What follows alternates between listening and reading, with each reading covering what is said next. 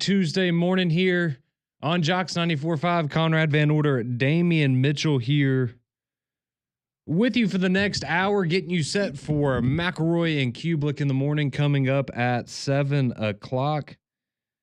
And here we are with spring football wrapping up. The transfer portal opens officially tomorrow. We already have some names besides Nico that are leaking out of some players that are planning to enter the transfer portal later this week. We have some more buzz going on around the Nico Iamaleava situation. Where is he going to land? Some names popping up as well for some potential quarterback targets for the Tennessee Volunteers.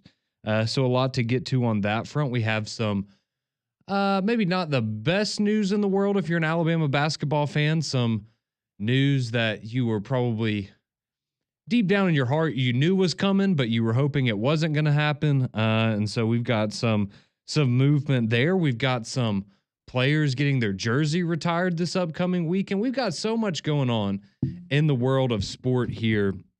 But I do want to start off, and I do want to start off talking a little bit about some Alabama football, because yesterday, on Saturday you had Auburn, and they had their A-Day festivities, and then Hugh Freeze, he goes to the podium, he talks to the media. You got to hear him yesterday on McElroy and Kublick as well, and he had a lot of really positive things to say, from Jackson Arnold to Deuce Knight, saying this is, the most complete offense that he feels like he's had during his time there at Auburn. So if you missed any of that yesterday, go check it out on the podcast section. But we've gotten to hear a lot of Hugh Freeze, and we haven't gotten to hear a lot from Kalen DeBoer and those guys. And they didn't, do their normal press conference on Saturday after A-Day. They did it yesterday. And so we got a pretty good nugget of information yesterday, particularly from Ryan Grubb, the offensive coordinator. So he met with the media yesterday. It was the second time that he got in front of the media, the last time for this spring period.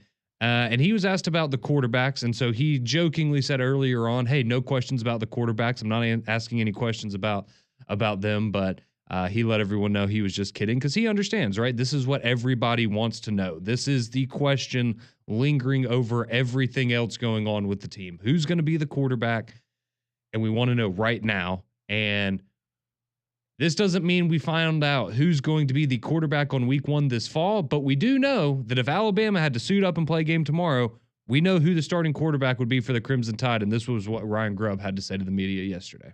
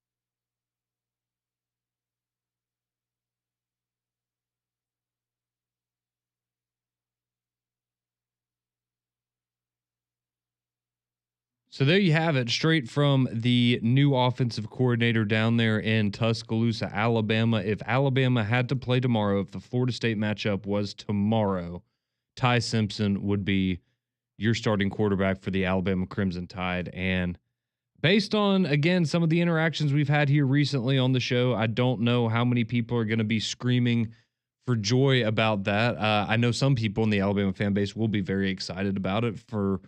For me, look, I mean, this is what I expected, right? And I think what we've heard all spring long, shouldn't be a huge surprise to anybody, in the sense that Ty Simpson, the guy that's been there the longest, the guy that has the most experience in the program, the guy that has I mean, barely. We're kind of splitting hairs, but I guess technically the most experience actually playing in real time football. He's been the most consistent. He's been the one that's not turning the ball over a lot. And again, he is doing his job of being consistent. He's not making as many plays that make you just kind of go, wow, I can't believe that that guy made that throw. That's more of what you've been getting from Austin Mack in a lot of times, and a little bit of Keelan Russell sprinkled in there. But the problem with that is Austin Mack has had turnover problems in the spring, from what I understand, and Keelan Russell, maybe a little bit of that. But again, he's just a freshman, right? He's learning a lot of things and trying to pick them up very quickly. And I think, again, you heard Ryan Grubb there comparing him to Michael Penix Jr., and we've heard that one many times. And I think it's very clear that they are incredibly high on what he can be, just probably next year, right? And I think that was always the plan, was bring him in here, get him in here early, let him learn, give him 1 year, and then we're off to the races with Keelan Russell, right? And that's kind of their secret weapon in their back pocket. But it was always this year, I felt like it was going to be about Ty Simpson, right? And if he didn't show what he needed to show, then Austin Mack was going to have an opportunity. And this doesn't mean that, the quarterback battle's settled, right? As he said, they don't play a game tomorrow, but as it stands right now, especially with the transfer portal opening, I mean, I'm not going to be shocked at all if, we're here tomorrow talking about Austin Mack being in the transfer portal. That's just the reality of the situation. I hope that's not the case. If you're an Alabama fan, you shouldn't want that to be the case, because you want to have 3 guys there, and especially in a situation where you're always one play away, you'd probably like to have a little bit of buffer as well from having to throw a true freshman to the fire if something goes wrong and, Ty Simpson takes a big lick in a game or something like that. So it'll be interesting to see how this progresses through the summer and through the fall. But as of right now, according to Ryan Grubb, and Kalen DeBoer echoed some of those sentiments yesterday, but it's going to be Ty Simpson. That's going to be the guy. And based on his experience and his consistency in the spring, I don't think that should be a huge surprise to anybody. I know maybe it's not what you wanted in an ideal world, but to me, Damian, this is not a big surprise. Nah, and I agree with you 100%. If you are, again, nobody's playing tomorrow. Coach Grubb is kind of alleviating the fears of, oh, they don't even know who their QB1 is. No, if the games were to be played tomorrow, these are how the reps are going to be distributed. And to your point about Austin Mack, yeah, I wouldn't be surprised if we wake up tomorrow and saying he's in the transfer portal. It wouldn't be ideal for a quarterback situation, to your point as well, because you don't want to go from an experienced guy. I know he hasn't had a lot of game time, but you don't want to go from a guy that's been in the program for 4 years and then go to a true freshman right after that. It's not the most depth, I guess you would say, when the quarterback that is starting doesn't have as much game time experience. But then if he's one play, like you say, he's one play away, and then a true freshman has to go in. And it was good to hear Ryan Grubb speak about even the strides that Austin Mack has made. Just going from one season to the next, and Keelan Russell with just his raw talent. And again, he's a freshman. Nobody's expecting him to go out and say, oh my gosh, like he has to start game one. No, Ty Simpson has been in that room. He's been in this program for a long time. And again, this could even last into fall camp, where it takes, if Ty Simpson has a rough couple of days in fall camp, yeah, Austin Mack, you got some more things to chew on. You got enough to bite on and have a chance of being a starting quarterback. But I think that all in all, this was kind of everybody, or the majority's expectation of, all right, well, eventually Ty is going to turn that corner. And again, nobody's expecting him to go out there and put up Tua-type numbers. But the thing is, he has to go out there and not turn the ball over. He has to go out there and make sure that Alabama stays within reason of winning the football game based off his decisions as a quarterback. Now, I don't expect him to go out there and they're calling, quarterback power and quarterback zone like they were doing for Jalen Milroe last year. But we've seen enough of him say, okay, well, he's got a little wiggle to him. You at least have to respect him in the run game. And there's probably some things in the passing game that they still need to iron out. And again, it's spring, it's early on. Some of the receivers weren't at 100%. Ryan Williams, pretty much went 1 week of spring practice, and the rest of the time was kind of spotty here or there. So it's all about building that rapport with this receiving core, and also your offensive line has to make sure they maintain the best 5 that they have up front. So I think all in all, at least right now, early on, that, okay, if we had to play a game tomorrow, we know who would be our QB1. And Ryan Grubb didn't say that, oh, he's going to take all the snaps. It's if the game starts tomorrow, he'd start. Not to say that Austin Mack probably wouldn't get any reps or we wouldn't take a look at Keelan Russell and see what he can do when the lights are on him.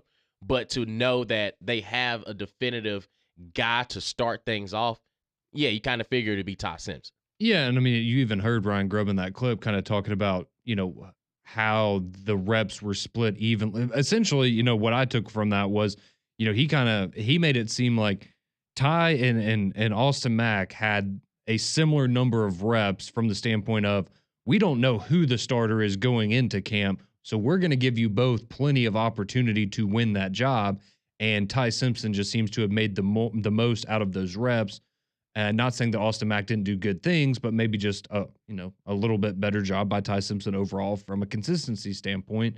And again, as I said, in this day and age, I don't think anybody's going to be surprised if one of those, players enters the transfer portal, right? Because, I think if you're Austin Mack, for example, and you feel like the writing's on the wall for you already, well, are you really going to stick it out just to have to battle Keelan Russell again, having an understanding that, that is, and I know Austin Mack is their guy too from Washington, but this was their shiny 5-star quarterback recruit at Alabama that I'm sure they paid a lot of money to out of high school.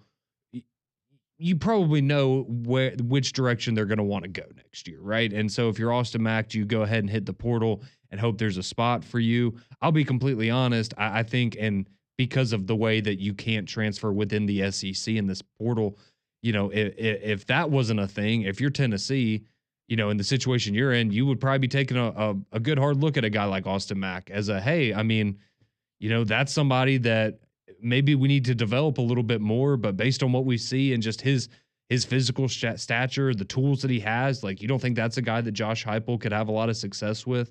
But that's not going to be an option, but it will be interesting to see, talking about the Nico situation in a minute, what dominoes does that set in place in the sense of, there was a big rumor yesterday that Tennessee's, their kind of primary target right now is Avery Johnson, the quarterback at Kansas State. Okay, let's say a quarterback leaves a Power 4 school like that, and that leaves an opening. Is that somewhere that you could then see, one of those quarterbacks in the Alabama room decide, hey, I want to go and, pursue an opportunity there. I think I could start there this year or something like that. So it's the world we live in. This is just how it is in college football. You have to get used to it, unfortunately. But certainly for Alabama's sake, hope they can keep all three of those guys in the quarterback room. But I think we all know that would be that is living in an ideal world, not necessarily a realistic world. So we will see how that progresses. But a couple other things from Ryan Grubb. He was really complimentary about the wide receivers. We've heard nothing but good things about that group all spring long. He had a lot of good things to say about the running backs, that they have 6 guys in that running back room that they feel really good about. He mentioned Daniel Hill, one of those young guys in the running back room. He said that he stood out as much as any other player on the team this spring, and he adds a lot of versatility, really good out of the backfield, catching the ball as a receiving option there. So a lot of good things there, and also the offensive line. He had a lot of really positive things, and he said there's a lot of versatility, or more versatility on the line than he expected, in the sense that there's a couple of guys that they could see playing on the outside, a couple of guys they could see inside at guard as well. So that's certainly a good thing to hear, because we know that's been a bit of an issue for Alabama, and the question still just kind of remains, who's going to fill that guard spot left by Tyler Booker, because we know Formby is going to be on the right end of the line, and then who's going to fill Booker's spot. They're still trying to kind of figure that out. So that's what's going on down there in Tuscaloosa, Alabama. So things seem to be on track coming off of spring ball. If you're just joining us now, Ryan Grubb announcing that if Alabama played tomorrow, Ty Simpson would be your starting quarterback for the Alabama Crimson Tide. So want to get your thoughts, 205-834-9450. How does that make you feel about the upcoming season? If you know going in that Ty Simpson is the guy, if that's the direction this thing is headed, what do you think the expectation should be for Alabama this year? Are you expecting them back in the playoff? Do you think if, Ty Simpson's out there, Alabama's waving the white flag and they're going to be lucky to win 7 or 8 games this year? We want to hear your thoughts. I know some of you out there are going to be very excited. Some of you maybe not so excited about that news from yesterday, but tell us what you think about the Alabama quarterback situation. And when we return, We'll look at another quarterback situation. What's the latest on Nico? What's going on with Tennessee up in Knoxville? We'll give you the latest on all of that when we return here on Morning JOX and JOX 94.5.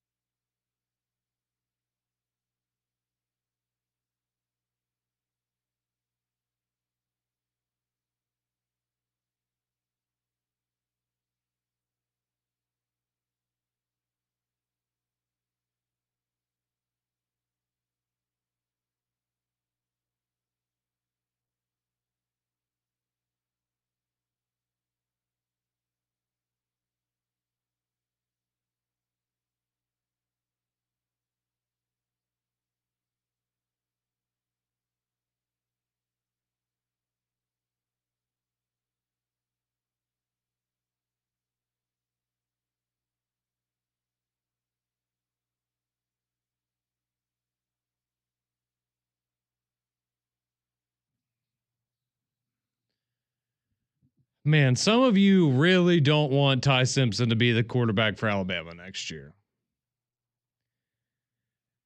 619, welcome back in. Morning JOX here. Conrad and Damian with you. Breaking down a little bit what we heard from the Alabama coaching staff yesterday. The big takeaway for everyone, though, is Ryan Grubb announcing that right now Ty Simpson would be the starter if Alabama played tomorrow. He is the leader in the clubhouse to be the starting quarterback for Alabama this fall. And continuing to get some of your thoughts, 205-834-9450 on the text line, and we'll get to those momentarily. And some of you are just really, really not happy that that's the direction that things are headed. But hey, it's all right. We're going to get through this together. It's only 4.5 months until you have to see what it looks like on the field. And that's a long time, though, for a lot of people to feel like their program is in turmoil. But come on, let's give the guy a chance. Right. Like the optimism, I thought would be a little bit higher because to me, I look at it from this perspective. I look at it from like this.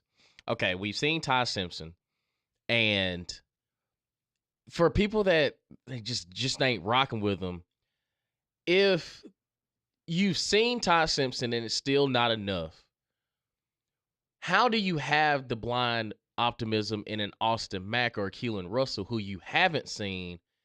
And also, the coaches that see him every day, if they still haven't beaten Ty Simpson out, what does that say about Ty Simpson? Like, I look at it like, how can you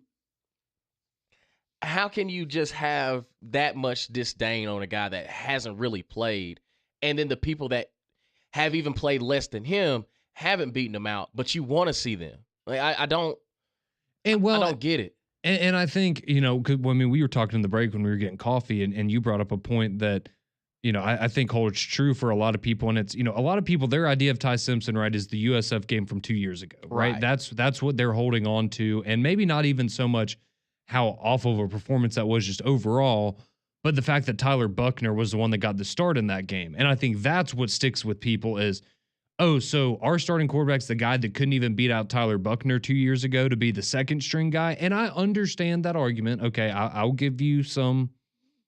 give that a little credibility.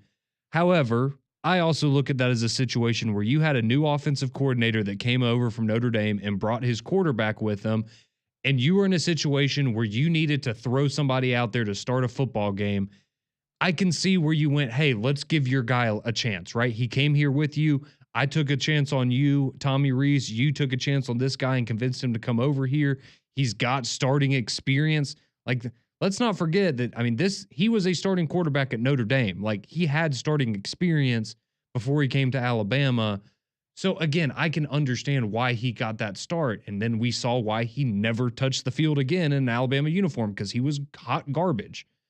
And, again, I'm not saying that Ty Simpson came in and you know, blew it out or anything like that, but he was certainly better than Tyler Buckner. And I think it's okay, you know, think he's probably developed in the last couple of years. So I understand where some of the concern comes from with people, but, you know, I do think, you know, you made a good point to me, and I think a lot of people are holding on to a different narrative, or, you know, they've just convinced themselves in the past that Ty Simpson was never going to be the guy, and so now they're not willing to, you know, open their mind to the possibility of him, you know, developing and becoming a better player, right? I'm sure Mac Jones was not a guy that was probably ready to start, you know, 2 or 3 years into his Alabama career. But by the time his number got called, by golly, he was ready to go. Yep. Turn that into a first-round pick. Exactly. So, and I'm not saying that Ty Simpson's going to be a first-round pick in the NFL draft next year, but again, you don't need him to be. You do not need him to be. You've won national championships with the Jay Cokers of the world, the Greg McElroys of the world. It's going to be okay. It's going to be all right. It's going to be all right. Like I said, right. Be glad that we don't play the game tomorrow. Yes. We got a long time to discuss this. You are exactly right. You are exactly right. Another team that's glad that they don't have to play tomorrow is Tennessee, because they don't really know where they're going at the quarterback position right now. So, again, if you missed it over the weekend, Tennessee, Nico, they decide to part ways. Josh Heupel's had enough of it. He doesn't want to deal with the holdout anymore. And he just announces on Saturday after the spring game that he's made the decision that, you know, they're going to go their separate ways. So Nico will be entering the transfer portal tomorrow when it officially enters. And some interesting names floating around for some potential landing spots. So I know yesterday we talked a little bit about USC and UCLA. So UCLA right now is if you were to be a wagering man, that is where the odds are right now, is UCLA. That's the favorite. USC a little further down, because again, there's been conflicting reports where the USC, it makes sense, right? Lincoln Riley, you know, they could do with a splash, with a flashy name at the quarterback position. He's from California. He gets to go back home. But there's some reports from people around the USC program that say that's not a situation they want to get involved with. So It looks like UCLA may be the front runner right now. I've seen Colorado thrown around in the mix as well. I'll be honest, I don't know if that just doesn't strike me as a situation that Coach Prime would want to take on. And I know some people would make jokes about, the last couple of years, but I also think the reality of it, it's different if it's one of your kids, right? And you can kind of handle that situation a little differently. So yeah, I don't think he'd be a big fan of that. North Carolina was another one thrown out there if Bill Belichick wanted to make a splash, but according to reports last night, they are out on Nico. They're not going to pay the $4 million, and they are actually pretty interested, it looks like, in Gio Lopez. If there's any Jaguars fans here from South Alabama, he's entering the portal. And so it looks like North Carolina may be his destination there. Texas Tech, another name that's been thrown out there. They've been opening up the pocketbook big time this portal window. So that would be a big splash at quarterback, but they have a pretty good, I mean, he threw for like 3,500 yards, 25 touchdowns, handful of interceptions last year. Like, they've got a dude. So I don't know if you're looking for a $4 million upgrade there. So there's some rumblings going around, but then on the Tennessee side of things, as I mentioned earlier, Avery Johnson's been kind of the big one from Kansas State, who had a really nice season last year. He's got some wiggle to him. Very athletic. Played a lot of ball. Like the experience that you were kind of given Nico during his time, Avery's played twice. Like, he's played 2 seasons as a starting quarterback. It'd be easy to just bring him in and probably, wouldn't take as long to get him up to speed on what you need for the fall, because that's the other thing is, not only for Nico and whatever spot he ends up in, he's going to have to learn very quickly. He's now put Tennessee in a situation where, you've got to find a guy that can come in here and pick up this offense in 3 months, 4 months. You don't have the luxury of an entire offseason anymore. So that's the latest scuttlebutt there in Knoxville as it concerns Nico Iamaleava and what's going on with his next destination where he's going to continue to play his college football, and where Tennessee's going to go right now. Because again, coming out of the spring game on Saturday, you could tell the sentiment within the Tennessee fan base was, I'm glad we stood up to Nico. I'm glad we did what we did, but now we are going to need to go and we're going to need to go get somebody, because the 2 freshman quarterbacks you have on the roster, not saying they can't develop into being something nice one day, but right now, with what the expectations for Tennessee are coming off a college football playoff berth, you probably want to bring in a guy with some experience that you feel like can give you the best chance of returning to that stage. And you don't want to essentially sacrifice a year of your career if you're Josh Heupel because of what you had to do with Nico. Ultimately, I think he did what's best, not only for Tennessee and that program, but really for the game of college football. We all kind of owe him a thank you right now, in my opinion. So it's going to be fascinating to see how that transpires and where Tennessee goes next and where Nico goes next. And if he does get the $4 million amount, because there seems to be a popular sentiment now that he may not even get what he was originally getting at Tennessee. And you talk about really overplaying your hand there. So we do have somebody just texted in. And speaking of Colorado, I mentioned this at the very beginning of the show, but they announced yesterday that coming up this Saturday at their spring game, they're going to have a nice little ceremony, Damian. They're going to honor Shedeur Sanders and Travis Hunter, 2 of the most iconic players in the last 2 years of Colorado Buffaloes football. And they're going to retire their jerseys. Yeah, I saw that. Pretty quickly to exactly let it breathe for a minute. Right. Like, hold them in. I get it. I mean, they're probably the 2 most I ain't gonna say most prolific, but Shedeur Sanders as a Joel quarterback. Klatt doesn't like that. Fair enough. And Cordell Stewart. But I just think that it's a little early. It's a little early, but I mean, when you think of the impact that they had at Colorado when they got there, they turned it around, but they also went 4-8 their first year together. They did, and I would also say this. Personally, if you want to retire Travis Hunter's jersey, great. Right. Heisman Trophy. I do not necessarily think that Shedeur Sanders deserves to have his jersey retired. I think Travis Hunter winning a Heisman, if you want to go down that route, sure. Exactly. But he's a really good player, but I mean, are we retiring numbers for just really like good players now? I mean, right. You didn't win anything. You didn't win a conference title. You didn't win a a Heisman. Didn't make a college football playoff. I mean, am I crazy? Do you agree with me on that one? I feel like that one's a little like you're kind of Right. glazing him a little bit. Let's be honest. Yeah, Like, come on. he's 13-11 as a starting quarterback at Colorado. Right. When you look at it, like, I mean, his numbers are He great. put up good. Yeah, he put up good numbers. He put up great but- numbers, and it's just I could see him retiring at Jackson State. Like I could see that, but it does seem very premature, especially for Shedeur. Yes.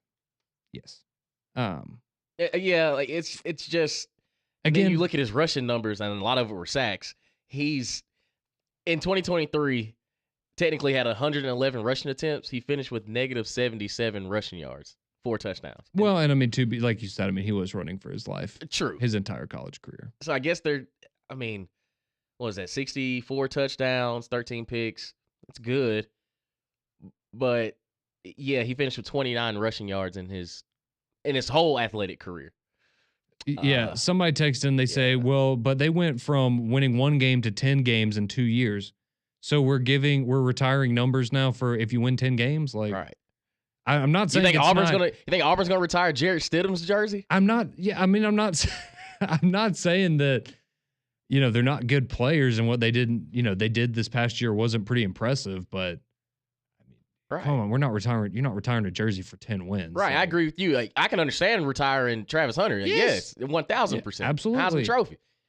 But Shedeur is just, I mean, he put up great numbers.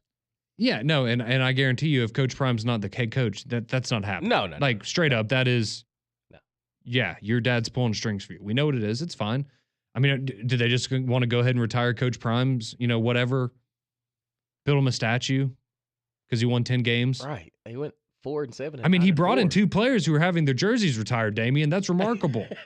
Let's go ahead and build him the statue. I mean, nah. I mean, you can build, like I said, Travis is fine. Shedeur, it's, okay, let's look at the numbers and tell me what is, I mean, we got to look at Colorado's history too. It's not like they had, some, I mean, they've at least had a share of a national title. I mean, they've been good. Like, they've had good players in their history. It's just, again, they've had some long, dark days. And they have, yes, and they totally have. Again, it's just, and this is my problem with Colorado, right? I like Coach Prime. I like what he's done there. I think he has done a really good job. I think Travis and Shedeur are excellent players.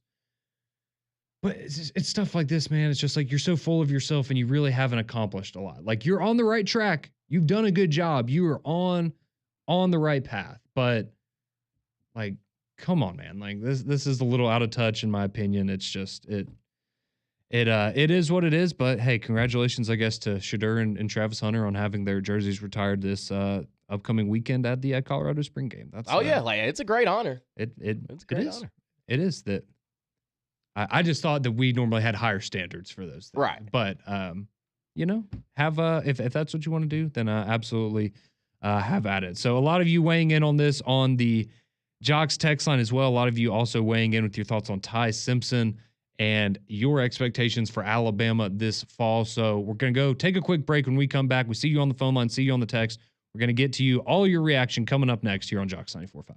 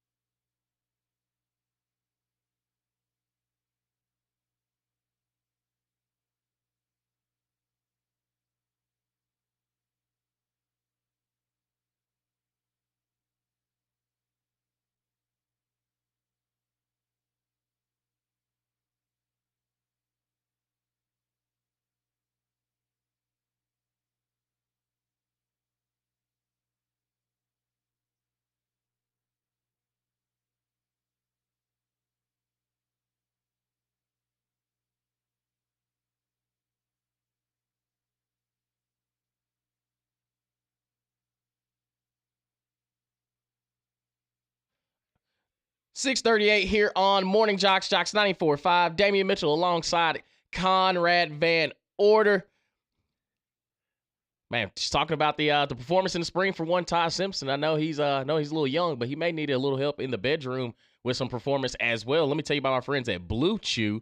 It's the same active ingredients as Viagra, Cialis, Levitra, but it's in chewable form at a fraction of the cost. The Blue Chew's tablets are performance enhancing for the bedroom and can help men gain extra confidence when it's time to perform. It's an online prescription, so you don't have to worry about going to the doctor, no awkward conversations, or waiting in line at the pharmacy. It ships right to your door. We know pro athletes train every day to perform better on the field. What if you could improve your performance in the bedroom with no training required? I'm talking about our friends at Blue Chew, and you can get it for free. Here's the offer. You go to bluechew.com and get your first month free when you use our promo code JOX at checkout. The only thing you have to pay for is the $5 for shipping. That's bluechew.com. Promo code JOX, that's JOX, to receive your first month free. And remember, just chew it and do it. Alrighty, getting to your text here, 205-834-9450, as well as your calls in just a second. But quickly, we did have some basketball news last night for Alabama, as LeBaron Philon announced that he is going to enter the NBA draft, and it doesn't look like he's going to maintain his college eligibility, so he going to the league. He's gone. He gone to the league. Yep, he is. I'm assuming he got some very good news, or at least what he was looking to hear from the NBA scouts, and so he is going to go and start his professional career and leave the University of Alabama. So best of luck to LeBaron Philon. And you got the news a couple of days ago as well that, freshman Darion Reed, he was entering the transfer portal, and we found out that Jaron Stevenson is transferring to North Carolina. Big shocker there. We all saw that one coming. But that's your big news for the last couple of days for Alabama basketball. So couple of spots left to fill on that roster, and you are now going to need, certainly going to need to go find another guard to replace what you had in LeBaron Philon, and that's going to be a tall task for Nate Oates and that staff. But getting back to the football conversation and some of your calls and some of your text messages, so some of you chiming in about Colorado and them retiring Shadur Sanders and Travis Hunter, their jerseys this weekend. It says, based on the Colorado criteria, Alabama wouldn't have enough numbers left to field a team if they retired all of their numbers. In my opinion, this is just furthering the trend of college football, giving players the things that they have not earned. I would agree with that. I would agree with that. And I do think there are certain circumstances, right? For example, like in the NFL, when Tom Brady retired, do you really need to wait 5 years for Tom Brady to go in the Hall of Fame? No, he's literally the greatest football player of all time. That's okay. It would be the same thing with a Nick Saban or a Bill Belichick, right? But again, we're talking about, and in Travis's case, you have an argument, I think, with the Heisman, but with Shadur, I mean, come on, we're rewarding, really good players now, not the elite, the legendary, the iconic. I will say this, though. He is top 5 in passing yards for a career at Colorado in just 2 seasons. And he also leads them in passing touchdowns for a career. He did it in 2 years. Okay, that's so fair. That's pretty good, but fair. Still, I just yeah. It gives some context. I appreciate that. I still feel the same about it, but no, I mean it is impressive. He was a very good player. Yeah. But what did you accomplish? Yeah. What did you win? Yeah. I feel you there. That's kind of my whole thing. Someone says, when is LeBaron Philon's jersey retirement? Coming to a Coleman Coliseum near you soon, I'm sure. Let's see. Jamie texts in. He says, normally you build a memorial when you've accomplished something or got to the end of something. Yeah, that's kind of where I think we are. He also chimes in about the Alabama quarterback situation. He says, most of Alabama's national championship runs have come with a quarterback similar to Ty Simpson. You don't have to have a flashy quarterback throw 25 interceptions and turn the ball over 4 times a game. Steady and consistent will always win Alabama championships, just like it always has. And then on the Nico situation, they say, we all know it's not going to happen in today's college football, but what if no one picked up Nico in the Power 4 and let him sit at home for a couple of years? What a message that would send to college football and future players. Man. Yeah, that's not going to happen. But I mean, even if, let's say he goes down to the group of 5 level and isn't getting what he was previously making at Tennessee, yeah, like I think that right there will send a very clear message, and I'm glad that that's happening. Freeman chimes in. He says, prime example of daddy ball. I see what you did there. Let's see. Somebody chimes in. He says, I heard Dan Lanning was the one that snitched on Nico, so maybe he could find himself at Oregon. That is a report that's out there, and if that report's true, I don't think he's going to find himself at Oregon if Dan Lanning's the one that snitched on him to Josh Heupel. I wouldn't even say it was snitching. It's probably just coaches just doing a little ball talking. It's like, hey, see something, say something, man. Exactly. It's like, hey, you know Nico out here, he just hit up our SID and was asking him, what size jersey he could get. I'm like, what? Yeah, I don't necessarily think it was snitching. It was probably Dan Lanning like, hey, big dog, don't come over here, because if they start, investigating about tampering, it's like, nah, they ain't got nothing to do with us. Hey, if you hear anything, coach, just so you know, he contacted me. Exactly. He contacted me. If that's the way that it ultimately went down. Let's go to the phone lines real quick, mix it up. John in T-Town wants to talk Alabama quarterbacks. John, how are we doing this morning? Doing all right, fellas. Got a few things I can hit if I can real quick. One, with Ty Simpson, people really failed English class because he said if we started tomorrow, he would play. He's got the experience. He knows the playbook a little bit better, having been in it a whole year. But he's still got to make it through summer and fall. There's a lot that can change in that. So people need to calm down just a little bit and pay attention to what was said. With the Nico situation, I was talking to a contract lawyer here in Tuscaloosa, and he said the NIL collective actually, if they really wanted to be petty, could go after Nico because he didn't make a single signing appearance that he's required to make. He didn't make any of the video appearances that he was required to make. So if they really wanted to, and it would just be being petty going after a child like that, but they really could. With the Shador situation, like I said, you named the record. I think he had another passing record with him too for single season. But no, I don't think that's enough to give him a retirement of the jersey, because that sets a standard. Now, anybody that comes in, say you get a quarterback that plays for 4 years that breaks his records or wins the 10 games, as you said, now you've got to retire their jersey as well. So that, I can understand, because he broke, it was more than one record. I think it was a single season passing record as well as the touchdown record. But no, I don't think that's enough.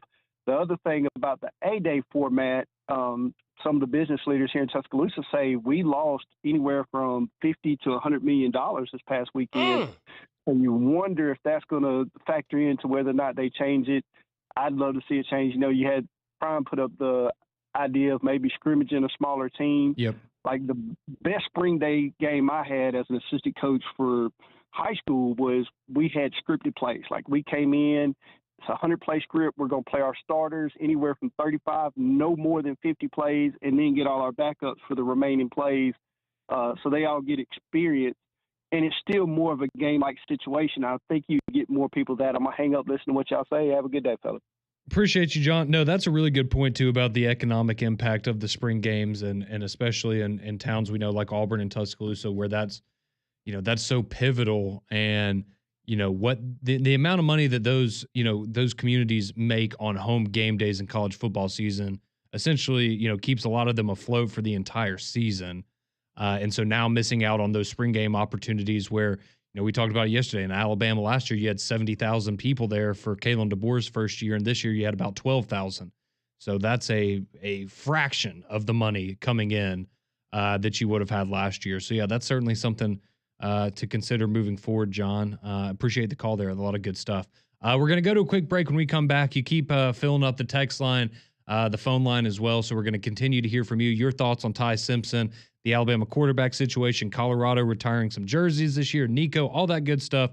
All your thoughts coming up next here. Morning JOX, JOX 94.5.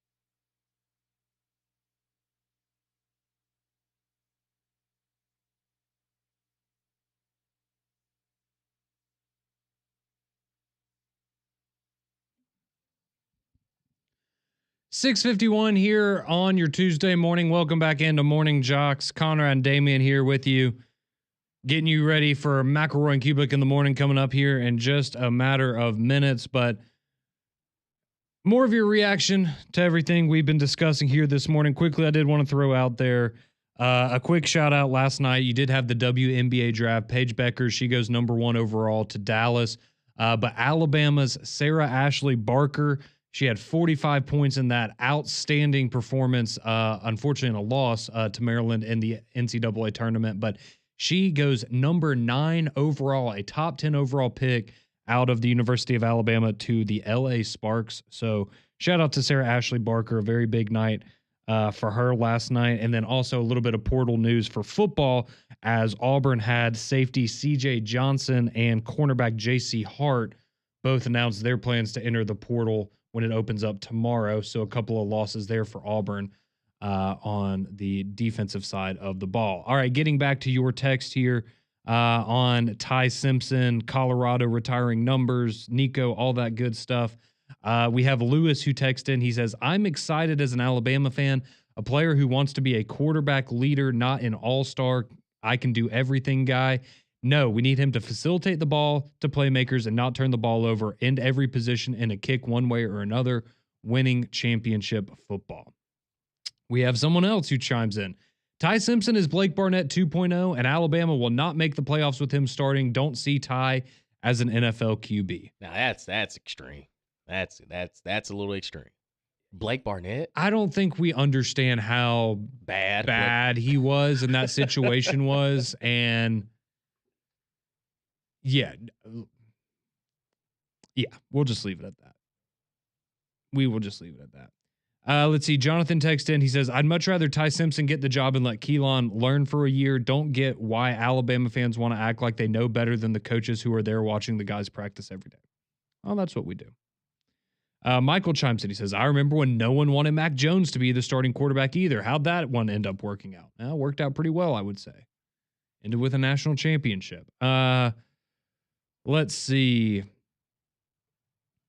Joseph texting in. Okay, he's texting about Georgia. He says, I'm actually excited about Gunnar Stockton. Think Georgia upgraded at receiver with guys like Noah Thomas, Zachariah Branch, and London Humphreys. I think they're going to be improved offensively this year for Georgia. All right. Let's see. A couple people saying Gio Lopez, the quarterback from South Alabama, went in the portal last night and he might go to Tennessee. Yes. I have also heard that North Carolina is heavily in the mix for him as well.